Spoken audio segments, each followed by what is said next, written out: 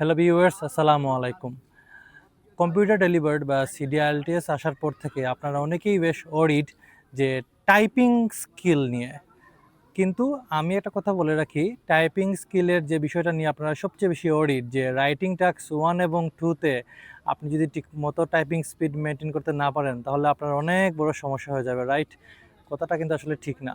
আপনার typing speed যদি এভারেজও হয়, তাও কিন্তু আপনি খুব ইজিলি রাইটিং টাস্ক 1 এবং 2 কভার করতে পারবেন। সমস্যা হবে লিসেনিংয়ে। কেন? লিসেনিং পার্ট 1 এবং পার্ট 4 এ প্রায় সময় গ্যাপ ফিলিং থাকে।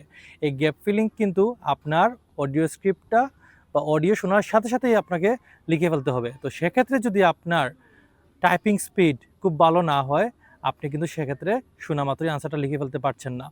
যদিও ওনারা আপনাদেরকে ব্রিটিশ কাউন্সিল কিংবা আইটিপি আপনাদেরকে একটা পেপার, একটা পিস অফ পেপার এবং একটা পেন প্রোভাইড করবে, তারপরও শোনা মাত্রই লিখে ফেলার যে টাইপিং দক্ষতা, সেটা কিন্তু আপনাকে অ্যাচিভ করতে হবে।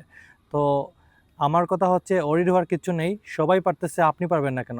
আপনিও পারবেন। So keep practising.